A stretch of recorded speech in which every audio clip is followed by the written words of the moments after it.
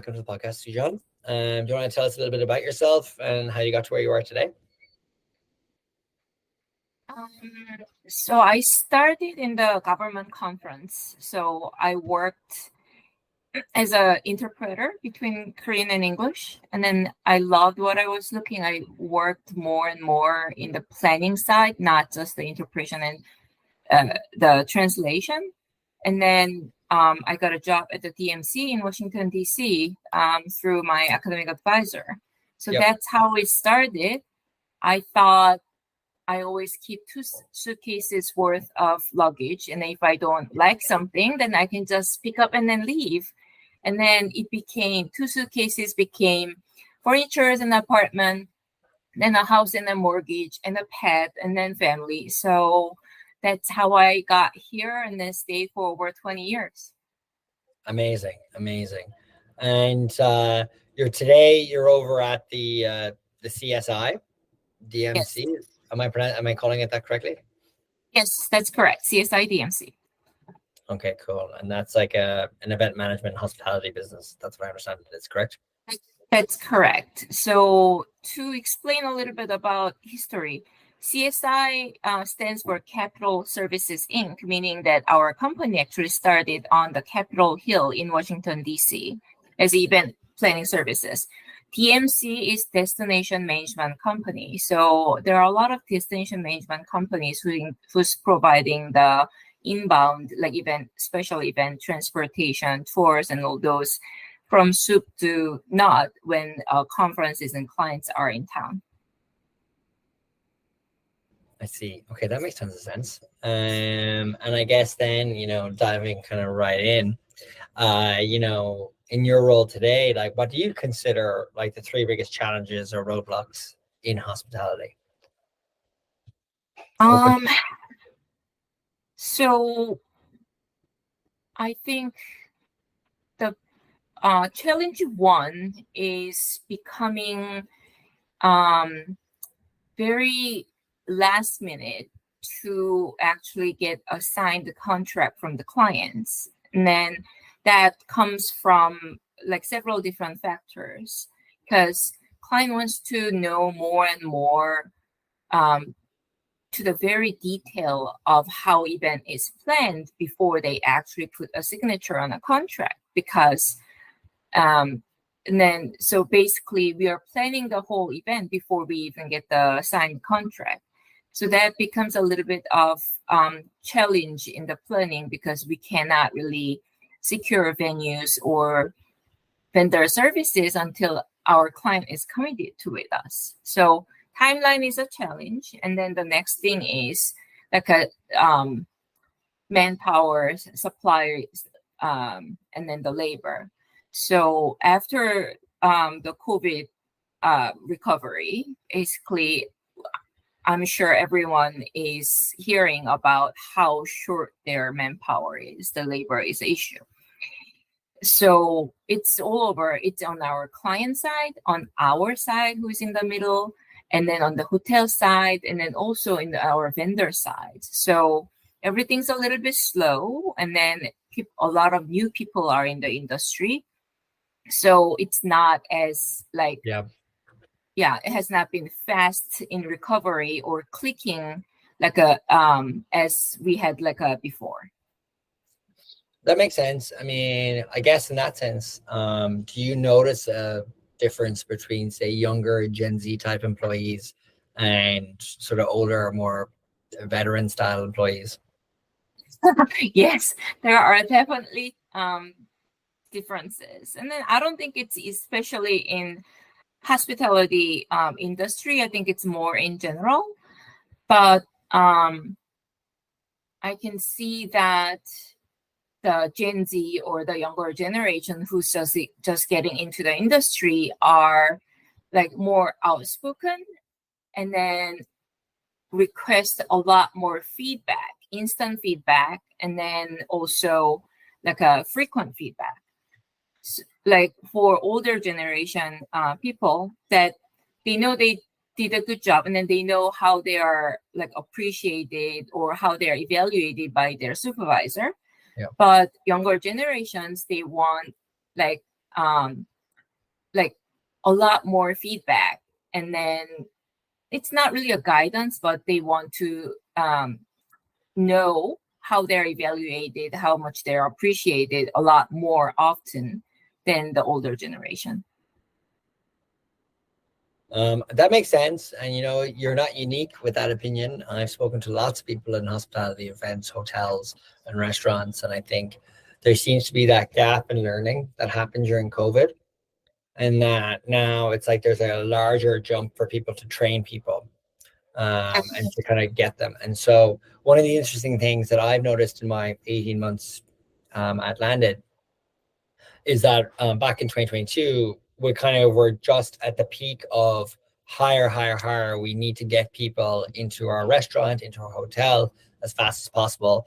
That now has moved like even past like the quality phase now, where people want quality people like who can hit the ground running, who have the experience. And now the big question, and I have a question for you, which is just about like, retention, like how to keep the good people that you have. How do you think about like hospitality, keeping talent, given that there's such competition for talent? So retention,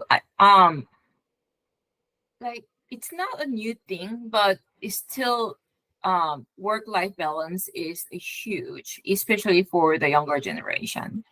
And then another thing is so related to it is remote working environment.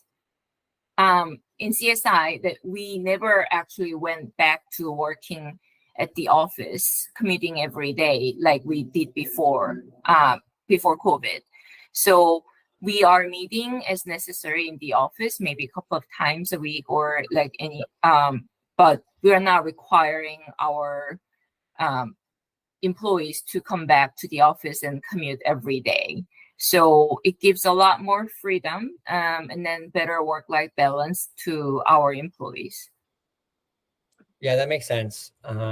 Like, you consider that a specific policy or a process? Is there more to what you guys are doing, or like, is it kind of being comfortable acknowledging Gen Z sort of way of working? I'm sorry, I didn't understand your question. So that sounds like a process change where you're like, okay, you have to come in these certain days, and then other days you don't have to. That type of flexibility. And so, is that like kind of like a key initiative that your team has sort of implemented since COVID, or are there other sort of retention strategies that you are using or utilizing, or is it a bit softer in the sense that you just sort of more cognizant or aware of other people and younger people in the workplace now? No, that's the first thing that you said. So it's the policy that we implemented after COVID. We basically realized that as a leadership, it didn't really require everyone to be at the office every time. And then people are still working well and then making their goals while they're working at home. So nobody's really dilly-dallying, and then, they're doing their work. So we actually said no one has to come to the office at all unless they need to come and then meet. But then the funny thing is, there were half of the employees, probably 40% or a little more, is saying that we actually want to meet with colleagues in person. We want to meet with them in the work. So it kind of went backwards. So that's when we decided, okay, 2-3 times, that will be kind of compromise in the middle. So let's work together, have a FaceTime. So we have more camaraderie, because 50% of people are new, because a lot of people were gone during the COVID. Yeah. And the people that are gone, have you found it hard to hire since, or how has staffing been since you've lost 50%? Say? It's hard. It is definitely hard, because we contacted laid off employees first, but they have moved on to the other industry, a lot of them, and then they are happy there. So we are hiring new employees instead, and then they are less experienced. And then because labor market is high, they are requiring a lot more salary than before as well, the compensation wise. So it's definitely has been a challenge to get like good qualified employees like on time when we need it. That's interesting. Again, I don't think you're unique in that. I think it's been like a broader problem. I think like, Yep. it's quite a pain for anybody who hires hourly workers, for example, just getting the Yep. talent to like fill the events for you. I guess my kind of leads into this question is like, do you think the hospitality job market, what's your opinion on the hospitality job market? Are you asking it's strong or what are you You asking? you tell me your opinion. I think it's actually quite strong. Our client groups and then, the other like people's need to meet in person because they've been basically quarantined in their like homes for years. So the needs for the special events and then growth in the hotel industry and then this event planning industry has been very strong. Our company is doing actually really well. So and then I hear from the other like companies that we work with in the industry says the same thing. So I think the hospitality job market is strong. Okay, that's interesting. And it does seem to be quite hot. I guess it's just very competitive as well. And then I guess the next thing is like the difference between getting a body and getting somebody who has good quality that can do the job as well. Because as you've mentioned, you're like, yeah, we got people, we have to train them and get them right. And that takes time and that takes money. Yes, exactly. Like, we are getting new employees. Some people are experienced, but other people are not. And then even if they're experienced, they still need training. So at right now, I think we are in the good spot finally. But everyone in the hospitality industry has been struggling with inexperienced staff on their team for a while. Like, Yeah. And I guess then, what do you see as like emerging trends, like in like these kind of like more these less experienced employees? Like, do you see like more flexible hours, flexible kinds of pay, different kind of benefits? Like, what kind of trends are you seeing, or that you're taking advantage of?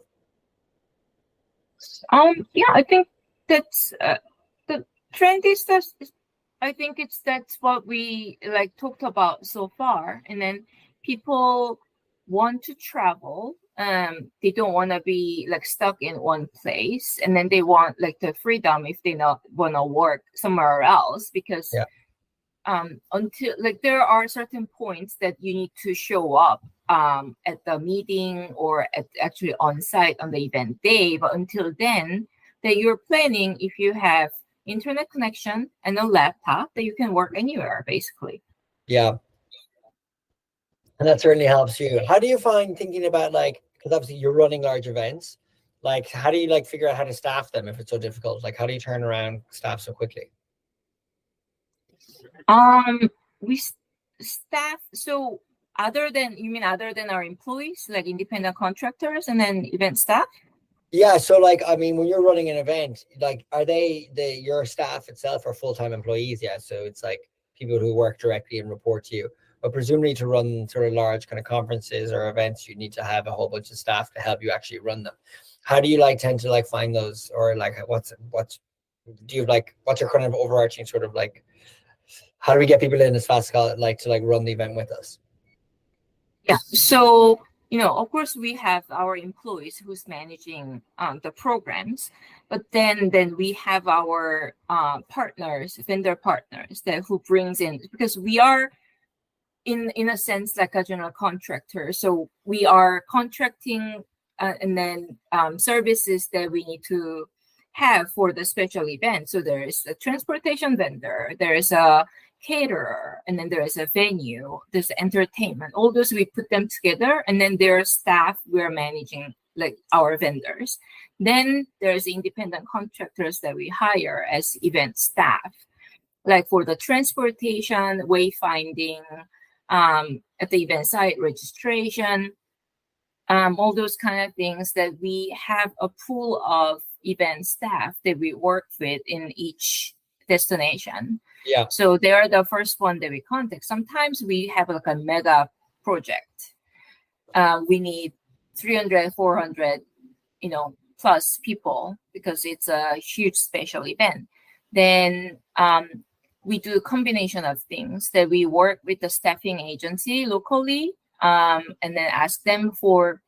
So those will be more of like stage hands, and then just being the event site, giving the directions, kind of thing, more like a simple stuff, or changing the linens, or like setting up some things, those kind of things. And then for like supervisors that who's going to actually managing them, that we fly from the other destination, because the busy season are different based on like where they are. Like Florida will be very busy during the winter. Boston and then DC are not that busy in that winter. So we have 11 offices, so we all work together as one company and then help other offices when we are not busy. Okay, great.